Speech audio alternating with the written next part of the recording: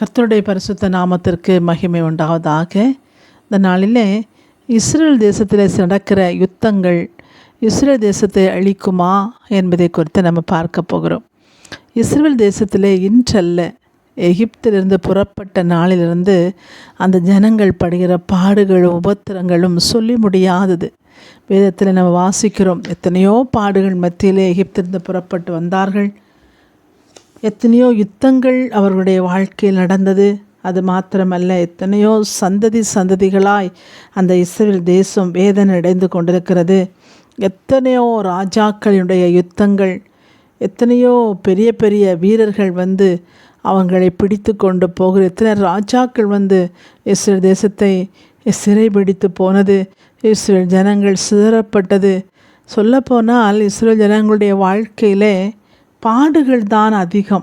Israel ஜனங்கள் ஒவ்வொரு தலைமுறையும் வேதனையோடு தான் அவருடைய வாழ்க்கை கடந்து போகிறதை நம்ம பார்க்க முடிகிறது. பாருங்கள், இடையில மாத்திரம் கொஞ்ச நாள் கொஞ்சம் நிம்மதியாக இருந்தாங்க. ஆனாலும் ஆங்காங்கே தீவிரவாதிகள் அவர்களை நொறுக்கி கொண்டிருந்தாங்க.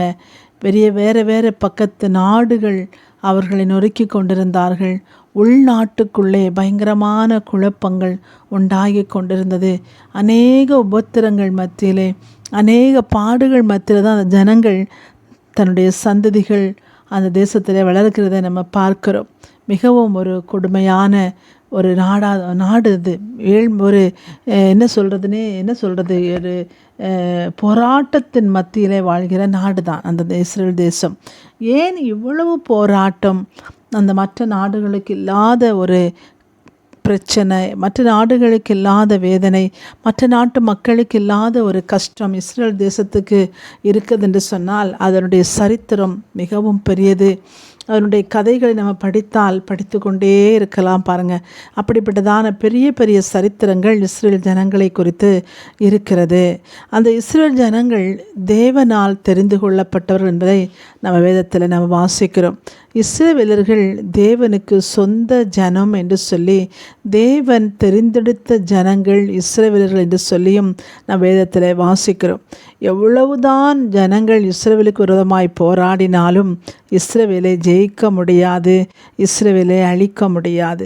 இஸ்ரேல் ஜனங்கள் சிதறி போவார்கள், ஆனாலும் மறுபடி ஒன்று சேர்க்கப்படுவார்கள். இஸ்ரேல் தேசத்தை வெட்டுண்டு போவார்கள்.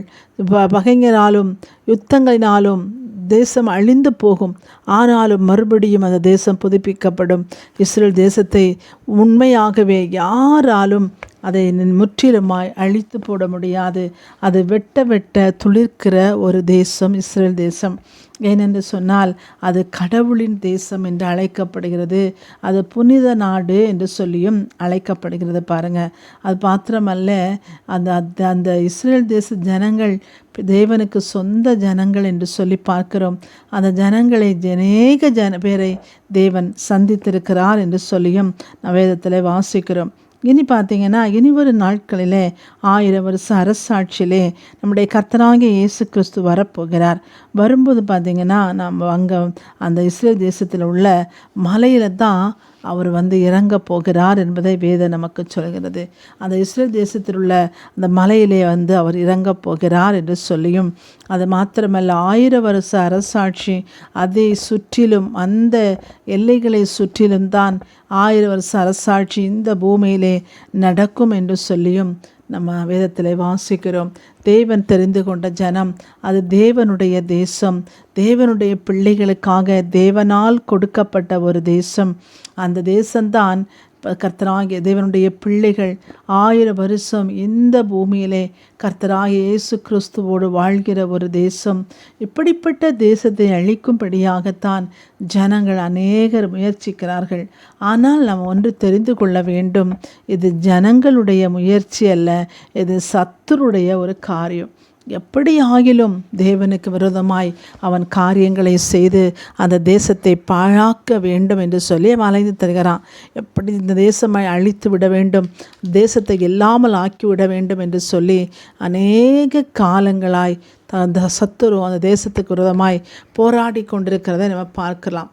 பார்த்திங்கன்னா இந்த தேசம் எப்படி உருவானது என்று சொல்லி பார்த்தால் சில பேர் சொல்கிறாங்க அது இப்போ தான் 1942 தான் அவங்களுக்கு அந்த தேசம் வந்தது, அந்த தேசம் இப்போ தான் நடந்தது, மற்ற தேசங்கள் தான் முந்தையே இருக்குது அப்படின்னு நிறைய தவறான போதனைகள் சொல்கிறாங்க.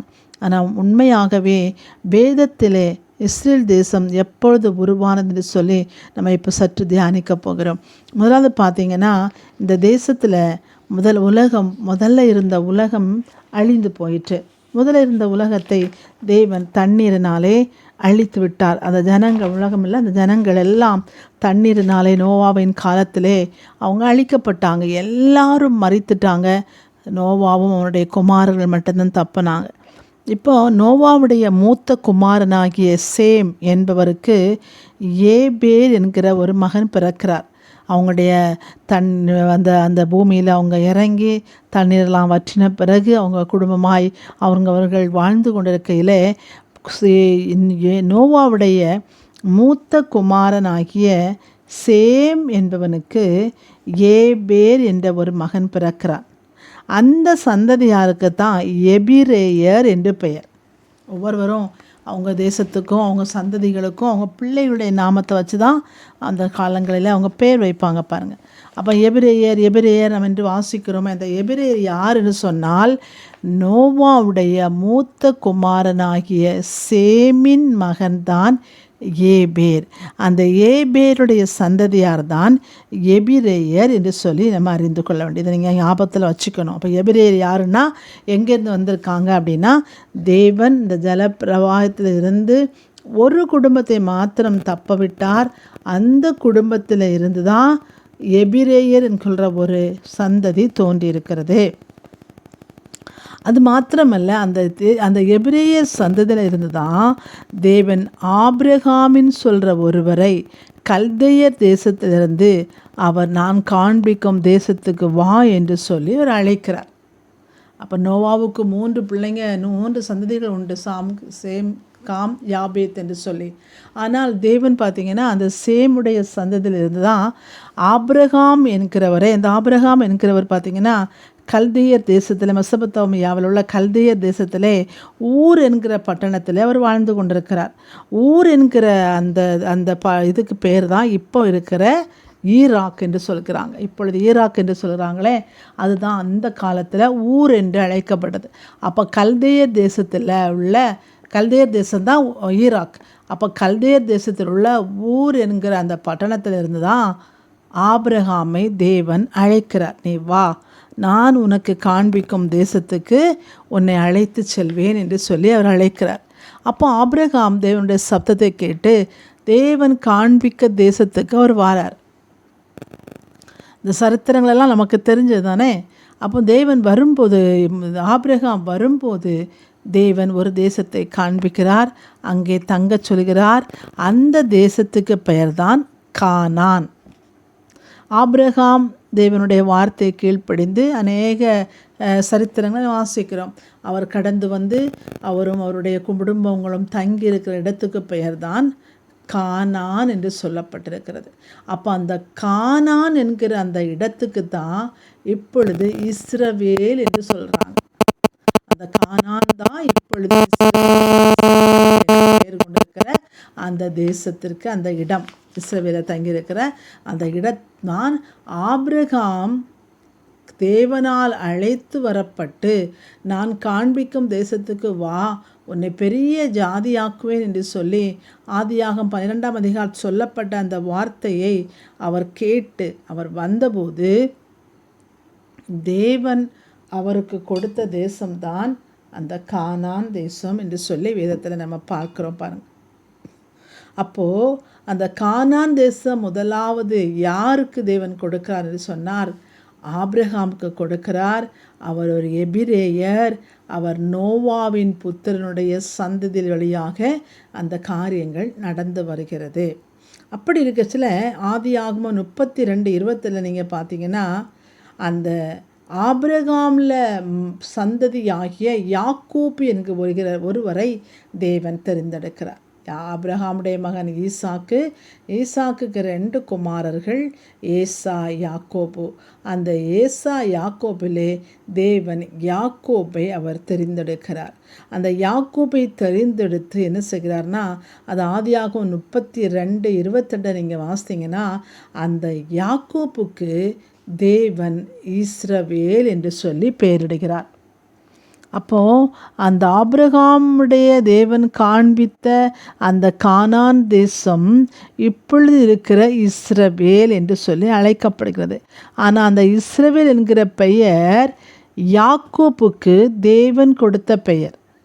யாக்கோப்பை பார்த்து அவருக்கு நீ இஸ்ரவேல் என்று அழைக்கப்படுவாய், நீ தேவனோடு மனிதனோடும் போராடி ஜெயித்தா என்று சொல்லி யாக்கோப்புக்கு இஸ்ரவேல் என்று பெயரிடுகிறார். அந்த இஸ்ரவேல் பெயர்தான் அந்த தேசத்துக்கு வந்தது. அந்த இஸ்ரவேலுடைய பெயர்தான் அந்த தேசத்துக்கு கொடுக்கப்பட்டது. இப்படியாக இஸ்ரவேல் என்கிற பெயர் யாக்கோப்புக்கு கொடுக்கப்பட்ட பெயரை அந்த தேசத்துக்கு யாக்கோப்பு வைக்கிறார். அதாவது அந்த கானான் தேசத்துக்கு இஸ்ரவேல் என்று சொல்லி அவர் பெயரிடுகிறார். அப்போ நம்ம இப்போ 2 பார்த்துருக்குறோம். எபிரேயர்கள் யார், இஸ்ரவேலர்கள் யார். இஸ்ரவேலர்கள் யார் என்று சொல்லி நம்ம பார்த்துருக்குறோம். இஸ்ரவேலர்கள் என்று சொன்னால் யாக்கோப்புடைய சந்ததிகள். அவனுக்கு 12 பிள்ளைங்க. அந்த 12 பிள்ளைகளும் தங்கியிருந்த அந்த இடத்திற்கு பெயர்தான் இஸ்ரவேல். அது ஆபிரகாமுடைய சந்ததிக்கு தேவன் கொடுத்த அந்த வாக்குத்தத்தத்தின்படி ஆபிரகாமுக்கு தேவன் சொல்கிறார், உன் சந்ததிகளை இந்த இடத்துக்கு நான் கொண்டு வருவேன். உன் சந்ததி இந்த இடத்துல ஆதியாகமம் 13:15 பார்த்தீங்கன்னா, உன் சந்ததிக்கு கானான் தேசத்தை கொடுப்பேன் என்று சொன்னார் என்று சொல்லி நம்ம பார்க்குறோம். அது ஆதியாகமத்தில் தொடர்ந்து நீங்கள் வாசித்தீங்கன்னா, நீ பார்க்கும் இந்த பூமி முழுவதையும் நான் உனக்கும் உன் சந்ததிக்கும் என்றென்றைக்கும் இருக்கும்படி கொடுப்பேன் என்று சொல்லி ஆபிரகாமுக்கு வாக்குத்தத்தம் கொடுக்கிறார் பாருங்கள். அந்த வாக்குத்தத்தத்தின்படி தான் இன்று வரைக்கும் அந்த சந்ததிகளுக்கு அந்த பூமியை அவர் கொடுத்திருக்கிறார். இது இன்று வந்ததல்ல. ஆதி ஆகமத்தில் ஆபிரகாமுடைய காலத்தில் தேவன் ஆபிரகாமுக்கு கொடுத்தது தான் அந்த கானான் தேசம். அந்த கானான் தேசம்தான் இப்பொழுது இஸ்ரவேல் என்ற பெயரோடு கூட அந்த தேசம் இருக்கிறது. இப்போ யூதர்கள் என்று சொன்னால் யார் என்று நம்ம பார்த்தோம்னா, இந்த இஸ்ரவேலனாகிய யாக்கோப்புடைய 4வது மகன் பெயர்தான் யூதா என்று சொல்லி பார்க்கிறோம். யாக்கோப்புடைய மகன் 4வது மகன் யூதா. அப்போ யாக்கோப்புடைய கடைசி காலத்தில் அவர் ஒவ்வொருவரையும் ஆசீர்வதிக்கும் போது யூதாவை ஆசீர்வதிக்கிறார். ஆதியாகமம் 49 நீங்கள் அதை வாசிக்கலாம். 49 ஒவ்வொரு பிள்ளைகளையும் அவர் ஆசீர்வதிக்கிறத நம்ம பார்க்குறோம். அப்போ ஆதியாகமம் 49:10 நீங்கள் பார்த்தீங்கன்னா, யூதாவை ஆசீர்வதிக்கும் போது சமாதான கர்த்தர் வருமளவும் இஸ்ரவேலில் செங்கோல் யூதாவை விட்டு நீங்குவதில்லை என்று சொல்லி யூதாவை அவர் ஆசீர்வதிக்கிறார். கர்த்தராகிய இயேசு கிறிஸ்து யூதாவின் சந்ததியிலிருந்து வருவார் என்று சொல்லி அந்த வாக்கு தத்தத்தை யாக்கோபு தன்னுடைய 4வது குமாரனாகிய யூதாவுக்கு வைக்கிறார். அப்போ அந்த யூதா மகனுடைய அந்த சந்ததிகளுக்கு பெயர்தான் யூத கோத்திரம். யாக்கோப்புடைய 12 பிள்ளைங்க இருக்கிறாங்க. அந்த 12 பிள்ளைகளை குறித்து வேதத்தில் வேற மாதிரி சொல்கிறது. ஆனால் இயேசு கிறிஸ்து வரக்கூடிய அந்த சந்ததி யூதா கோத்திரத்திலிருந்து வருவா என்று சொல்லி யாக்கோபுடைய 4வது புதல்வனாகிய யூதாவு குறித்து அந்த வாக்குத்தத்தத்தை கொடுக்கிறார். அந்த கோத்திரத்துக்கு பெயர்தான் யூதா கோத்திரம் என்று சொல்லி நம்ம வாசிக்கிறோம். அப்போ இஸ்ரவேலர்கள் யார் என்று சொல்லி பார்த்தோம். யூதர்கள் யார் என்று சொல்லி பார்த்தோம். இஸ்ரவேலர் யாக்கோபு, யூதர்கள் யாக்கோபுடைய புத்திரர்கள். அப்போ இப்போ என்ன நடக்குது அப்படின்னா, அந்த கானான் தேசத்தை தேவன் ஆபிரகாமுக்கு கொடுக்கிறார். ஆபிரகாமுடைய சந்ததியார் ஆகிய ஈசாக்கின் புதல்வனாகிய யாக்கோபின் சந்ததிகள் அங்கே யூதர்கள் இருக்கிறார்கள். அந்த மகன் பெயர் யூதானால அவங்க யூதர்கள் பெயர் பெற்றவர்களாக இருக்கிறார்கள். அந்த இஸ்ரவேலிலே யூதர்கள் அங்கே அரசாள்கிறார்கள். யூத கோத்திரம் பயங்கரமான பெரிய சந்ததிகளை பெரிய ஆளுகை செய்கிறவர்களை காணப்படுகிறாங்க. அந்த யூத கோத்திரத்தில் தான் தாவீது, அதிலிருந்து தான் பார்த்திங்கன்னா இயேசு கிறிஸ்து இந்த பூமிக்கு வருகிறார் என்று சொல்லி இந்த சரித்திரத்தை நம்ம பார்க்குறோம். அது மாத்திரமல்ல, ஆதியாகமம் இந்த சந்ததிகளை நம்ம பார்க்குறோம். எபிரேயர் யார், இஸ்ரவேலர் யார், யூதர்கள் யார் என்று பார்த்தோம். அது மாத்திரமல்ல, அதனுடைய எல்லைகளையும் தேவன் அவர்கள் கொடுக்கிறார். கானான் தேசத்தின் எல்லைகள் எவ்வளவோ என்று சொல்லி வேதத்தில் நம்ம பார்க்கும்போது பார்த்திங்கன்னா ஆதியாகமம் 15, 13, 14, 18, 19, 20, 21 வாசித்தீங்கன்னா அந்த கானான் தேசத்தினுடைய எல்லைகள் எப்படியா இருக்கும் என்று சொல்லி அங்கே தேவன் ஆபிரகாமுக்கு அந்த வாக்குத்தத்தத்தை கொடுக்கிறார். கானானுடைய அந்த எல்லைகள், உன் சந்ததிக்கு நான் கொடுக்கிற எல்லை எப்படியா இருக்கும், எவ்வளவா இருக்கும், எங்கே இருந்து எங்கே வரைக்கும் கானான் தேசத்தின் எல்லை என்று சொல்லி தேவன் அந்த காரியத்தை அவர்களுக்கு ஆபிரகாம் சந்ததியாருக்கு கொடுக்கிறார். பாருங்க, அந்நாளிலே கர்த்தர் ஆபிரகாமோடு உடன்படிக்கை பண்ணி எகிப்தின் நதி துவங்கி ஐப்ராத்து நதி என்னும் பெரிய நதி மட்டும் உள்ளதும் கேனியரும் கெனிசியரும் கத்மோனியரும் கேத்தியரும் பெரிசியரும் ரபாயிமியரும் எமோரியரும் கானானியரும் கிர்காசியரும் எபூசியரும் என்பவர்கள் இருக்கிறதுமாகிய இந்த தேசத்தை உன் சந்ததிக்கு கொடுத்தேன் என்று சொல்லி தேவன் ஆபிரகாமுக்கு சொல்கிறார். அப்போ அந்த கானான் தேசத்தின் எல்லைகள் அங்கே சுருக்கமாக கொடுக்கப்பட்டிருக்கிறது.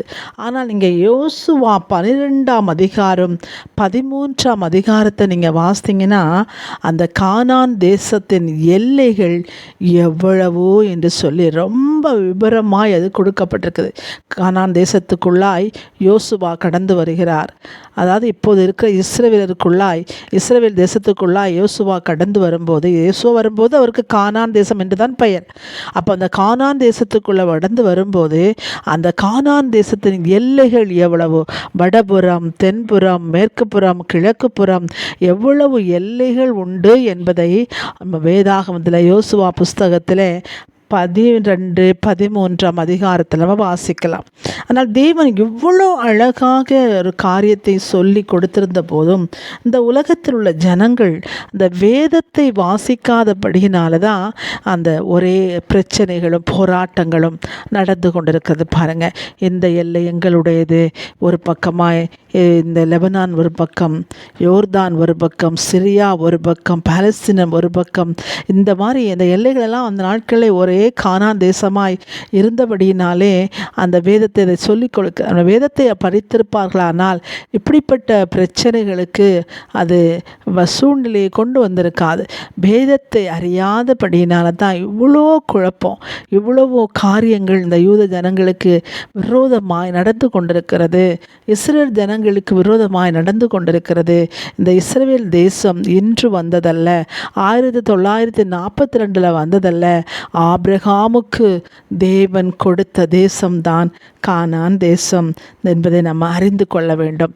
ஆனால் இந்த நாட்களிலே சத்ருவானவன் அந்த தேசத்தை எப்படியாவது அழித்து விட வேண்டும் என்று சொல்லி அந்த ஜனங்களுக்கு விரோதமாகவும் அந்த தேசத்துக்கு விரோதமாகவும் பயங்கரமான காரியங்களை செய்கிறான். இப்பொழுது கூட நம்ம வாசித்தோம், நம்ம சில செய்திகளில் ஈரான்காரன் 200 மிசலுக்கு மேலே ஒரே அடியாக அனுப்பிவிட்டான், இஸ்ரேல் தேசத்தை அழிச்சிட்டான் அப்படின்லாம் நம்ம வாசிக்கிறோம்.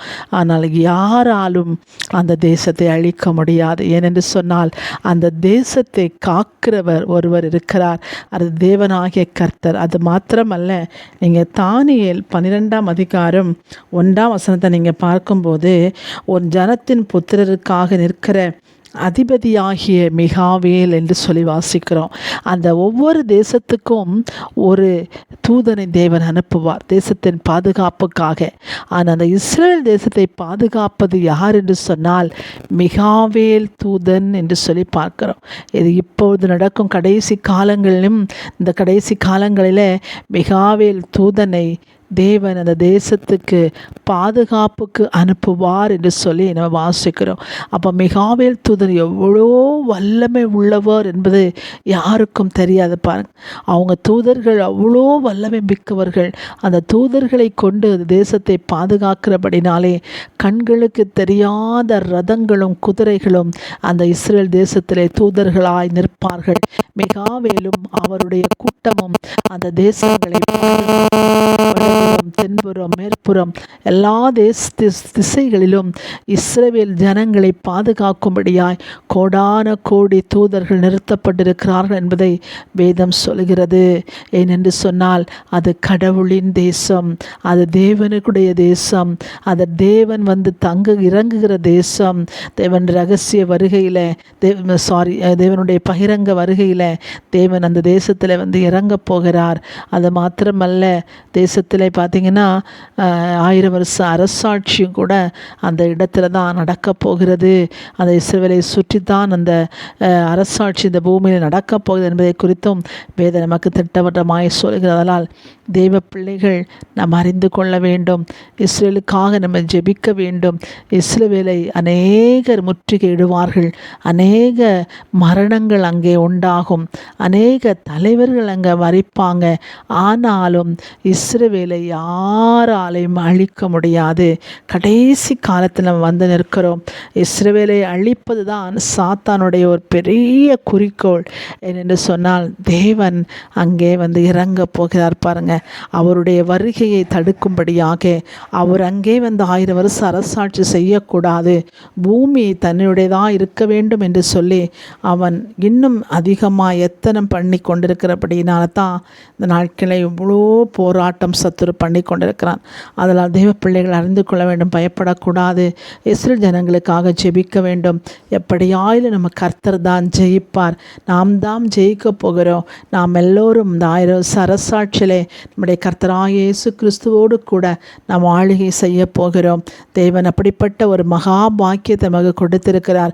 எபிரேயர் புஸ்தகத்தில் நாம் வாசிக்கிறோம், அந்த பாக்கியத்தை கொடுக்கும்படியாக இயேசு கிறிஸ்து பரிசுத்த ஆவியானவரை நமக்கென்று தந்து அவராலே நம் முத்திரை போடப்பட்டவர்களாய் ஆவியானவரை நமக்கு அச்சாரமாய் கொடுத்து அந்த ஆவியானவரை பெற்றுக்கொள்கிற ஒவ்வொரு பிள்ளைகளும் இயேசு கிறிஸ்து வரும்போது சரீர மீட்பாகிய மகிமையின் சரீரத்தை பெற்று நாம் பரலோகத்துக்கு தேவனோடு போவோம்.